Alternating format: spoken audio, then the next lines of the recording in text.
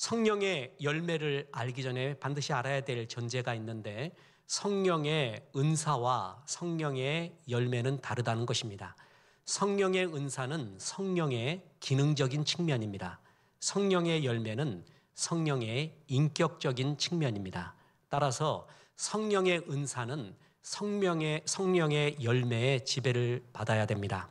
그렇지 않고 성령의 열매인 인격과 성품이 되지 않은 상태에서 성령의 은사만 강조하게 될 때 누구 은사가 크냐 작으냐 경중의 싸움이 일어나고 은사 가진 자가 은사 받지 못한 자를 지배하려고 하고 분열이 일어나게 됩니다. 모든 은사는 교회의 덕을 위해서 주셨는데 성령의 열매가 맺지 못한 상태에서 은사 싸움을 하게 되면 교회는 고린도 교회처럼 분열을 하게 되어 있습니다. 그만큼 성령의 열매가 중요합니다. 갈라디아서 5장 16절에 보면 내가 이르노니 너희는 성령을 따라 행하라. 그리하면 육체의 욕심을 이루지 아니하리라. 여기서 성령의 삶, 육신의 삶이 나오잖아요. 그래서 우리가 제일 중요한 것은 성령을 따라 행하는 삶이라는 거예요. 그 성령을 따라 행하는 삶의 결과가 뭐냐 하면 성령의 열매를 맺히는 삶이라는 것입니다. 성령 쫓아가면 바로 이러한 성령의 열매가 내 인격 속에 맺혀져 있어요. 그래서 내가 내 인격 속에 이런 성령의 9가지 열매가 맺혀 있는가 안 맺혀 있는가를 보면 내가 성령을 쫓아 살았던 인생인가 아닌가를 스스로도 알 수가 있습니다. 그런데 여기서 또 하나 알아야 될 것은 성령의 열매라는 것이 원어의 헬라어에 복수로 되어 있지 않고 단수로 되어 있습니다. 다시 말해서 9가지 열매들은 한 인격에서 나오는 9가지의 단면이라는 것입니다. 그러니까 그게 다 따로 분리되어 있는 게 아니라 한 인격 속에서 나오는 거거든요. 자, 구체적으로 보면요. 사랑과 희락과 화평과 오래 참음과 자비와 양성과 충성과 온유와 절제라는 이 열매 성품들은 한 인격을 지향하고 있습니다. 더 쉽게 말하면 한 인격 속에 이게 다 들어가 있어요. 인류 역사상 어떤 한 분의 삶의 인격에 이 9가지가 다 들어가 있어요. 그게 누구예요? 예수님입니다. 그러니까 성령의 열매는 곧 예수님의 성품의 모습이에요. 그래서 성령의 열매를 맺는다는 것은 예수의 인격을 닮아간다라는 말과 성화를 이룬다는 말과 동일한 말이 됩니다. 어떻게 예수를 닮아가는가? 하나님께서는 성령의 9가지 열매를 구체적으로 얘기하면서 이 열매를 맺어가고 있는가 그대들. 그러니까 이 9가지 열매 중에서 나는 이 2가지는 잘합니다. 3가지는 잘합니다가 아니라 다 맺혀야 됩니다. 온전히 다 맺히는 것이 우리의 목적이 돼야 됩니다. 그게 성화, 그리스도의 장성한 분량에까지 이르는 우리의 목표이자 목적이라는 것입니다. 오늘 본문은 사랑의 열매를 맺으라면서 이런 교훈을 줍니다. 첫째, 사랑의 열매를 위해 하나님의 은혜를 먼저 받아야 된다는 것입니다. 이것이 아주 중요합니다.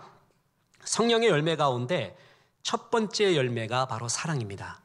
이 9가지 열매에 이끌어가는 기관차 같은 구절이 사랑의 열매거든요. 그리고 맨 마지막에 절제라는 말이 나와요. 이것도 참 신비한데요. 모든 열매를 포대기로 감싸고 있는 게 절제라는 것이 나와요. 이 의미들이 다 깊습니다. 어찌됐든 사랑의 열매의 기초가 되고 기관차가 되는 열매가 사랑의 열매입니다. 성령의 열매 중에 다시 한번 갈라디아서 5장 22, 23절 보면 오직 성령의 열매는 사랑과 희락과 화평과 오래 참음과 자비와 양성과 충성과 온유와 절제니 이 같은 것을 금지할 법이 없느니라 라고 나왔어요. 그런데 여기서 나오는 사랑의 열매의 원어가 아카페입니다. 하나님의 사랑을 나타나는 하나님의 사랑 아카페로 나타나 있어요. 호데, 카르포스투, 푸뉴마토스, 에스틴, 아가페. 아가페로 나와요. 더 쉽게 이야기해서 이때 말하는 것은 우리가 말하는 일반적인 사랑하고 개념이 달라요. 하나님의 사랑, 온전한 사랑, 아가페의 사랑을 말하고 있습니다. 그래서 그 사랑의 열매를 맺기 위해서는 하나님의 사랑을 먼저 체험해야 되고 은혜가 넘쳐나야지만이 할 수 있는 사랑의 열매라는 것이죠. 사랑은 제가 그냥 편하게 분류해 봤습니다. 3 종류가 있는데요.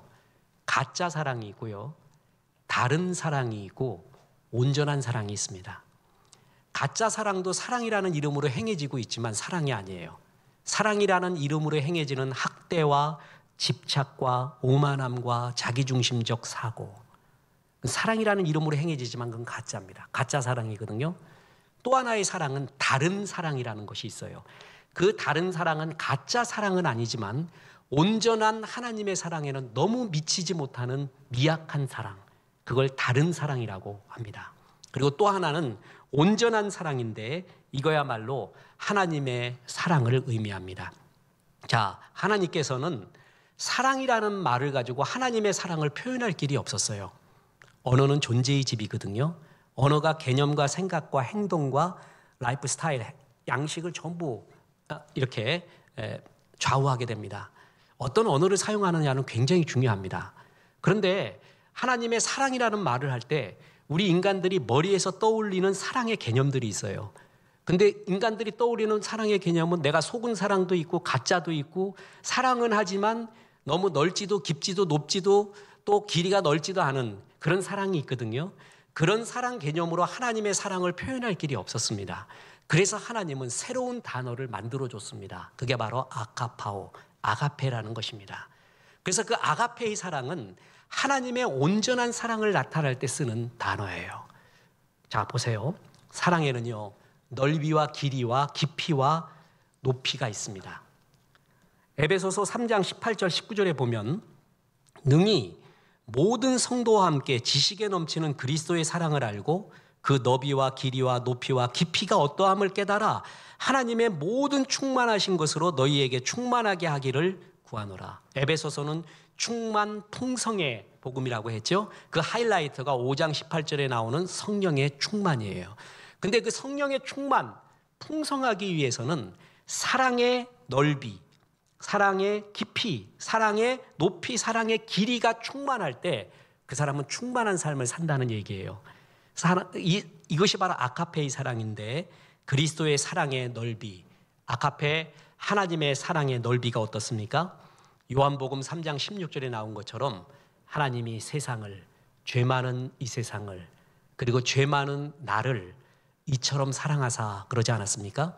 하나님의 사랑의 범위가 이렇게 넓었어요. 그래서 저와 여러분도 구원을 받은 거예요. 집사도 되고 목사도 된 거예요. 그게 하나님의 사랑의 넓이였습니다. 사랑의 길이가 있다고 했습니다. 하나님의 사랑은 창세 전부터 시작됐고 영원까지 이어지는 사랑입니다. 아버지가 탕자를 언제 사랑했습니까? 탕자가 회개하고 돌아올 때 사랑한 게 아니에요. 집에 있을 때도, 방황하고 나갔을 때도, 방황하는 방탕한 삶을 살고 있을 그때에도 하나님은 사랑하고 있었습니다. 그리고 그 사랑이 영원하다라는 것입니다. 이게 사랑의 길이입니다. 하나님이 우리를 얼마만큼 예수님이 사랑했는가? 요한복음 13장에 보면 하나님이 이 땅에 있는 제자들을 사랑하되 언제까지요? 끝까지 사랑하시니라. 그게 사랑의 길이에요. 우리는 이 사랑의 넓이와 하나님의 사랑의 길이에 사랑은 하지만 따라가지 못하는 거예요. 그래서 하나님의 사랑과는 다른 사랑을 우리가 하고 있죠. 뿐만 아니라 하나님의 사랑에는 깊이가 있다고 했습니다. 우리는 기가 막힐 수렁과 웅덩이 지옥에 있었습니다. 예수님이 그까지 내려가셨어요. 그 아픔을 예수님이 경험했습니다. 그래서 우리를 끌어올리셨거든요. 보세요. 시편 40편 2절에 나를 기가 막힐 웅덩이와 수렁에서 끌어올리시고 내 발을 반석 위에 두사 내 걸음을 견고하게 하셨도다. 깊은 웅덩이와 기가 막힌 수렁에서 나를 끌어올리셨어요. 근데 어떻게 끌어올리셨는가? 주님이 내려가셨습니다. 지옥까지 내려갔습니다. 그렇게 희생을 했습니다. 그게 사랑의 깊이였습니다. 또 사랑에는 뭐가 있다고요? 높이가 있다고 했어요. 그리스도의 사랑의 높이. 나를 건지시고 보혈로 씻어주시고 구원하셔서 하나님 보좌 우편까지 높여주신 하나님. 우린 사랑한다고 그를 눌러버려요. 내 발 아래 둬요. 내가 마음껏 핸들하려고 해요. 우리는 사랑은 하지만 그를 높여주지 못하는 경우가 있거든요. 근데 하나님의 사랑은 사랑의 대상을 한없이 높여줍니다. 변화받기 전 사울, 그러니까 바울 사도가 바울이 되기 전 사울일 때 다마스커스, 다메섹으로 가면서 예수 믿는 자 때려잡으려고 가고 있었어요. 그때 예수님에 대한 체험을 하게 되죠. 그때 예수님이 사울한테 주여 뉘시나이까? 라고 했더니 예수님이 하신 말씀이 있어요. 네가 핍박하는 예수다 그랬어요. 자, 생각해 보세요. 사울이 예수님을 본 적이 있습니까? 예수님을 본 적이 있냐고요. 같이 아이 컨택을 하며 얘기를 나눴냐고요. 식사를 했냐고요. 그 예수를 핍박했냐고요. 본 적이 없는데 예수님은 뭐라 그랬냐 하면은 네가 핍박하고 있는 예수래요. 그 얘기가 뭐예요? 예수 믿는 사람을 바울이 핍박했거든요. 그런데 그것이 곧 내가 핍박받는 걸로 주님은 말하고 있어요. 참 고마운 구절이에요. 마치 나를 예수님처럼 여겨주는 그 높아짐. 그래서 그 핍박하는 성도들을 핍박하는 바울을 보고 사울을 보고 네가 왜 나를 핍박하느냐 이렇게 말할 정도로 사랑의 대상을 한없이 높여주고 있는 하나님의 사랑이 있습니다. 그래서 바울이 말하는 거예요. 지식에 넘치는 그리스도의 사랑을 알아라. 그 너비와 길이와 높이가 깊이가 어떠함을 알고 사랑에는 바로 이렇게 넓이가 있고 길이가 있고 깊이가 있고 높이가 있거든요. 그런데 인간의 사랑은 하나님의 이런 깊이에 이런 높이에 길이에 넓이에 따라가지 못합니다. 그래서 다른 사랑이에요. 하나님의 사랑과는 다른 사랑이에요. 그런데 성령의 열매 중에 나오는 첫 번째의 사랑이 뭐냐면 바로 아가페의 사랑이라는 것이에요. 그 이야기는 뭐죠? 인간의 사랑이 아니라는 거죠.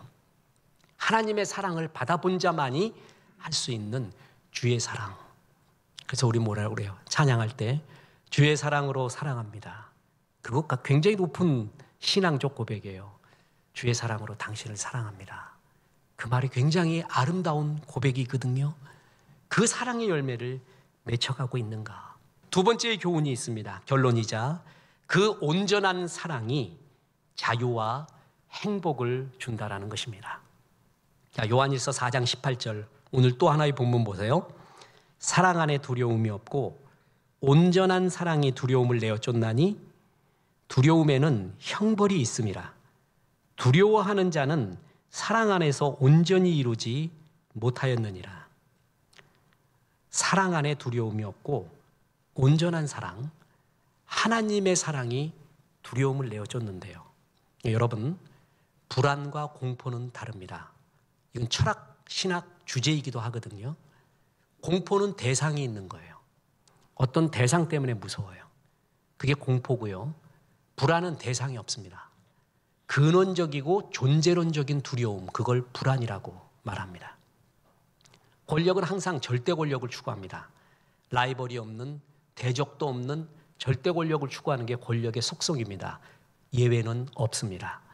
반지의 제왕처럼 절대 반지를 추구하려는 게 권력의 속성이거든요. 그래서 절대 권력을 가진 어떤 사람이 있다고 쳐봅시다. 모든 라이벌과 적을 다 죽였어요. 공포의 대상이 없어진 거예요. 그죠? 나를 위협하는 공포의 대상이 다 없어졌어요. 그래도 그 사람은 평안하지 않습니다. 공포는 없지만 불안이 있기 때문에 그렇습니다.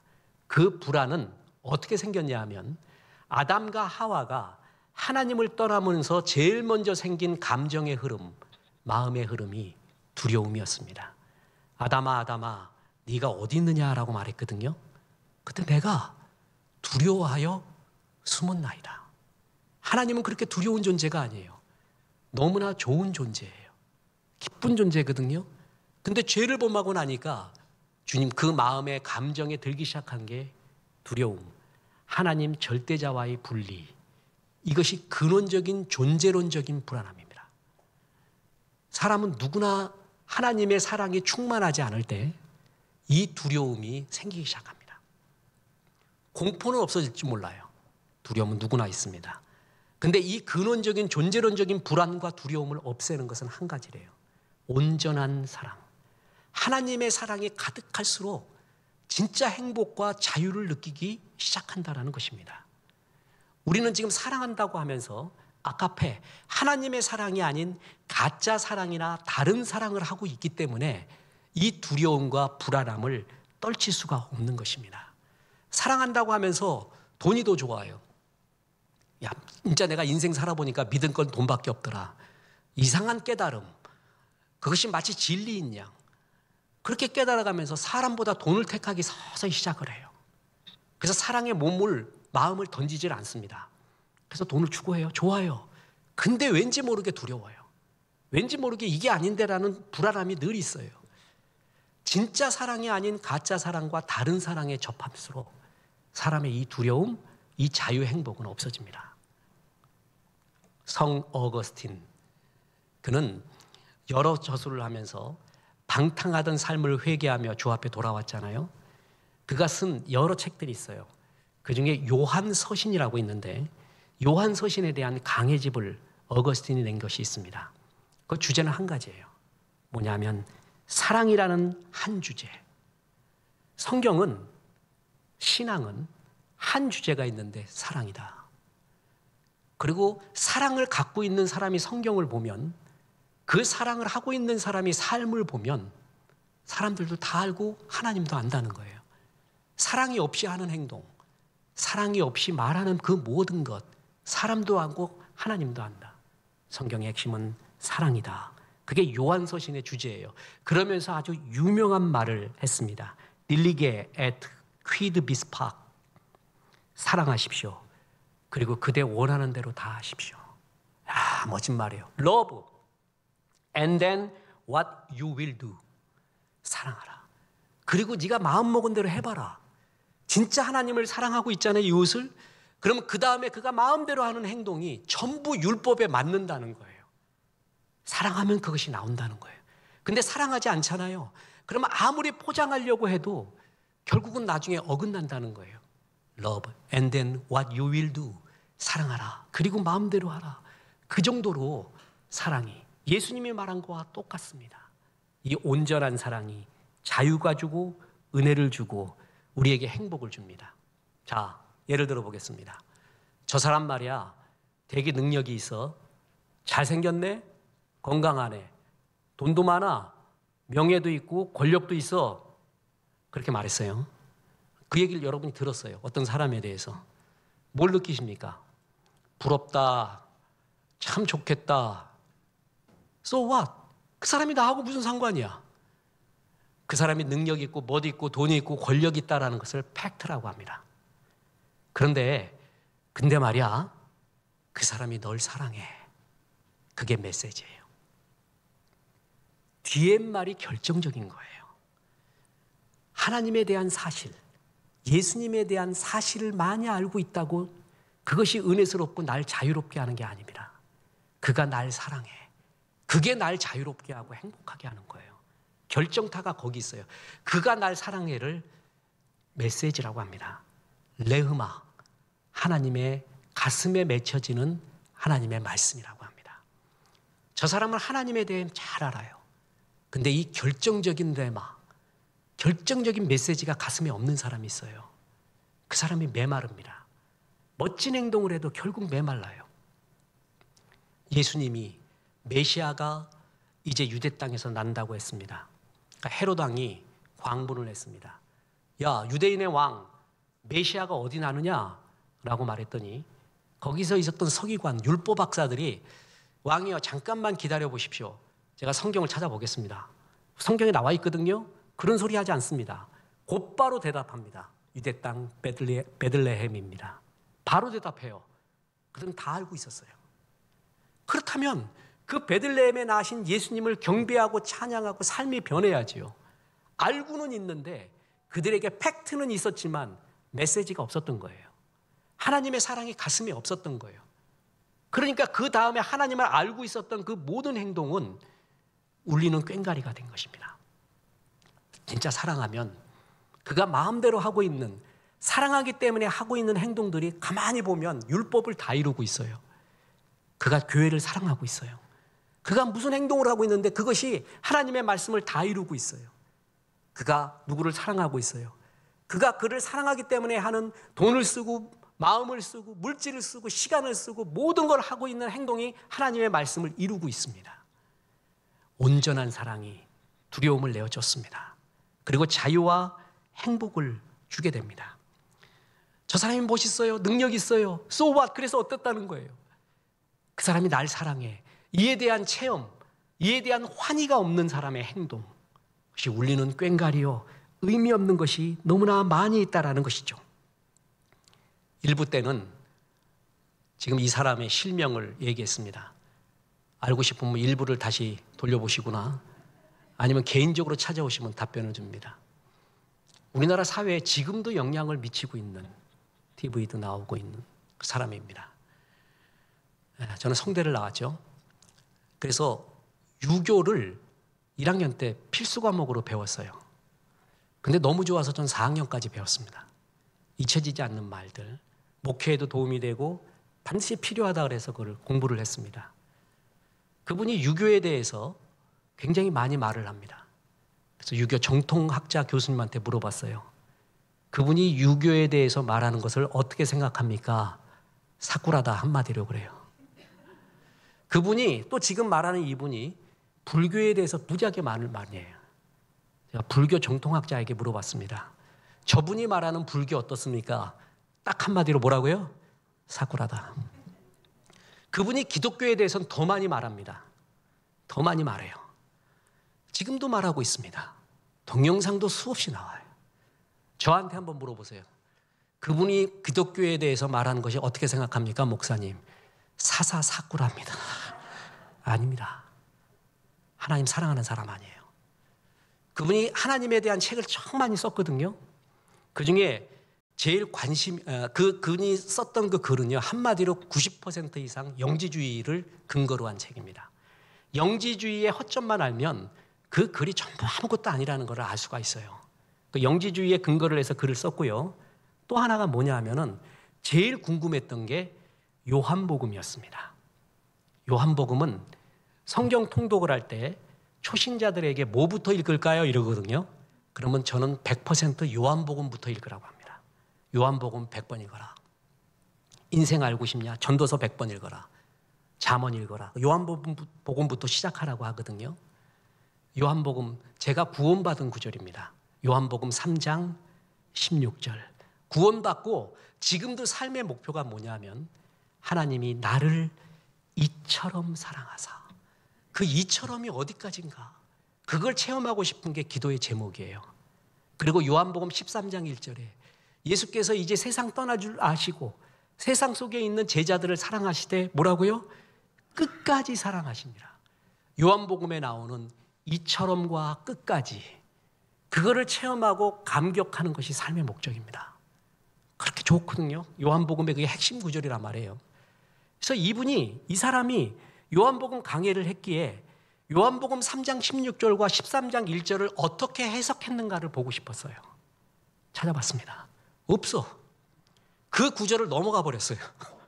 요한복음 3장 16 다른 구절들을 다 강해해놓고 그거는 넘어갔어요.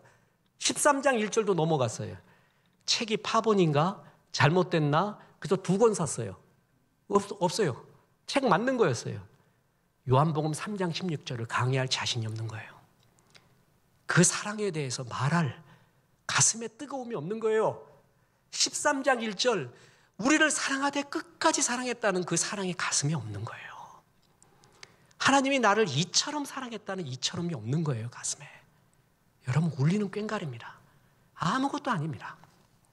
무엇에 대해 그렇게 많이 알고 있어도 그것은 아무 소용없는 짓입니다. 온전한 사랑이 두려움을 내어쫓고 자유와 행복을 줍니다. 미국이 러시아를 또 구소련을 무시하지 못하는 여러 이유가 있는데 어떤 학자가 노암 촘스키인가요? 그 사람이 그렇게 말했어요. 러시아에 도스토옙스키와 톨스토이가 있기 때문에 미국이 함부로 무시를 못한다, 이런 말이 있을 정도예요. 그 정신의 영역, 지금 신앙도 깊이가 있죠. 저는 도스토옙스키보다 톨스토이를 좋아합니다. 개인적인 취향으로. 그런데 그 톨스토이의 그 유명한 글들 있잖아요. 그거보다 단편집들을 많이 봐요. 그럼 단편집에 영감 있는 것이 굉장히 많이 있습니다. 그중에 제일 영감이 저는 이반 일리치의 죽음, 예전에 한번 얘기했죠. 그게 그렇게 가슴에 남아요. 톨스토이가 정말 고민했던 글이 여기 나오는구나. 45세의 중견 판사, 중병에 걸려서 죽을 날을 기다리고 있었습니다. 그랬더니 아무리 사회적 포지션과 지성적 이런 높은 지성을 갖고 있어도요, 평범한 사람이 죽음을 앞두고 겪는 심리적 흐름을 똑같이 경험하는 거예요. 그걸 똑같이 그리거든요. 그럴 리가 없지. 의사가 잘못 판단한 거야. 난 아직 그럴 때가 아니야 하는 부정으로부터 왜 하필 나야? 왜 하필 그놈이 아니고 나지? 내가 그놈보다 더 착하게 살았는데 하는 분노. 다시 회복되면 이렇게 살지 않겠습니다. 열심히 살겠습니다 하는 타협과 거래. 그래도 응답하지 못했을 때 우울.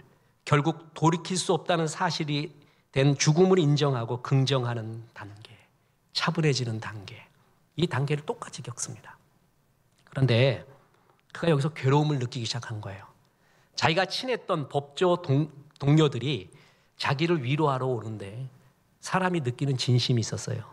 날 위로하러 오는 게 아니라 이 친구 죽으면 그 자리에 누가 갔지? 내 승진은 어떻게 되지? 그게 더 높은 관심인 것을 느꼈습니다. 괴로웠습니다.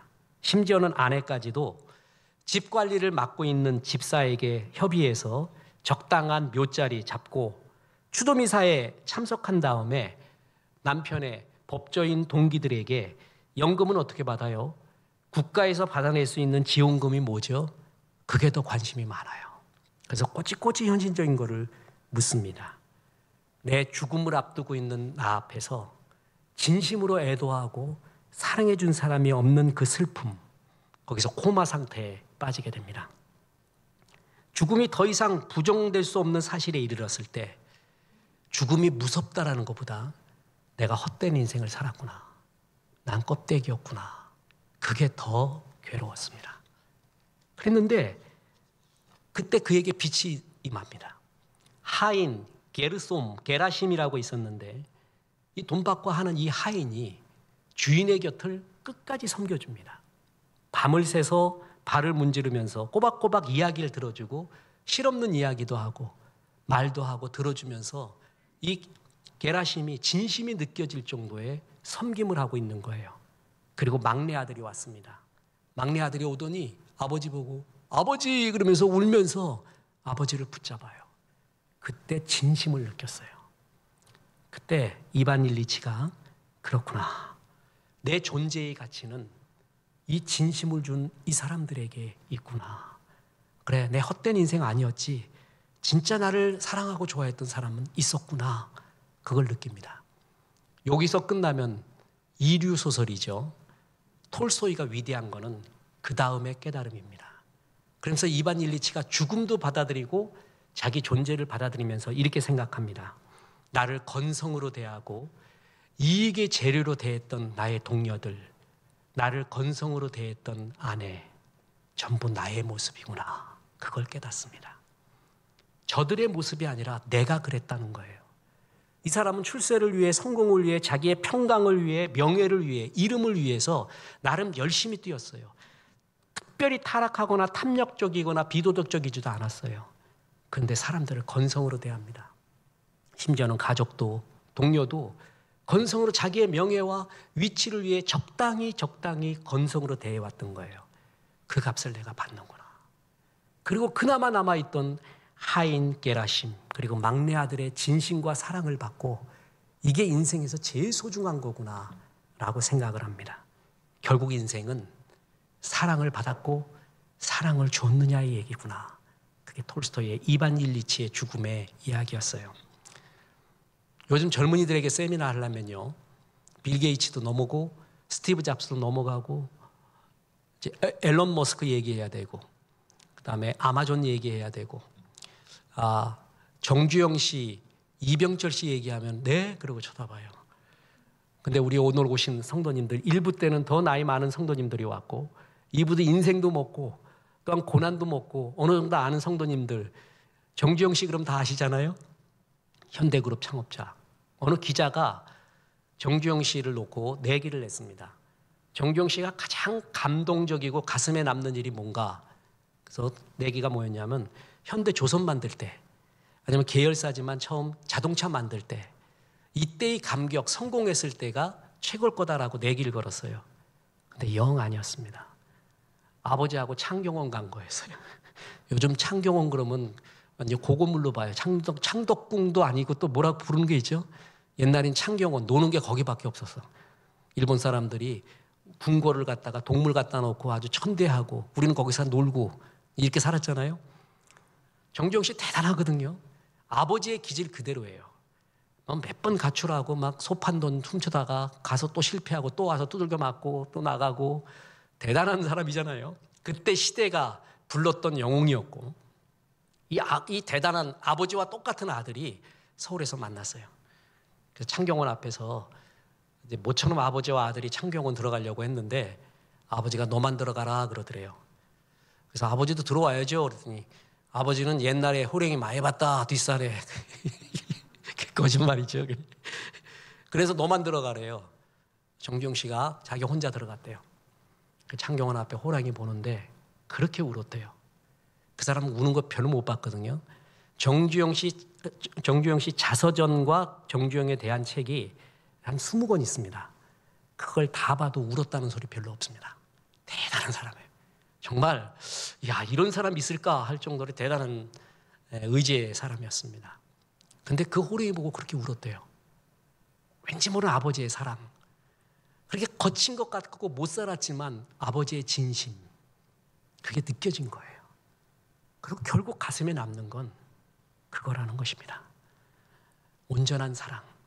그게 있었던 사람. 그 사랑에 던졌던 사람. 그게 진짜 인생에 대해 할 말이 있는 자유와 평강이 있고 살만한 사람이었다는 것입니다. 주님을 그렇게 사랑하고 교회를 그렇게 사랑하고 가족과 이웃을 그렇게 사랑했던 사람은 정말 부러운 사람입니다. 목사도요 확 던지고 싶어요. 정말 여러분 제가 책 많이 읽잖아요. 제일 경계하는 책이 뭔지 아세요? 돈 버는 법. 이거 한번 빠져들면은 근데 막 보일 것 같아요. 연구하면 10,000권 읽으면 보인단 말이에요. 딱 보이기 시작하는데 그거를 그냥 철저하게 막아버려요. 던지자. 주 앞에 완전히 던져버리자. 쉽지 않아요. 온전한 사랑을 내가 아직 못 느끼구나. 그때가 제일 괴롭습니다. 온전한 사랑을 느끼고 온전한 사랑을 주지 못할 때가 제일 괴롭고 그걸 조금이나마 느낄 때가 제일 행복하고 자유가 있습니다. 성령의 열매 첫 번째가 사랑입니다. 이 사랑은 하나님의 온전한 사랑입니다. 그것은 은혜 받아야지만이 가능한 사랑이고 그 은혜 받은 하나님의 사랑이 넘칠 때 두려움을 내어 쫓나니 내 속에 있는 불안, 내 속에 있는 괴로움이 다 쫓아지기 시작을 합니다. 이런 사랑의 열매 가득해서 한 번밖에 없는 인생, 주 앞에 충만하고 이웃을 복되게 하는 인생 되기를 주 예수의 이름으로 축원합니다.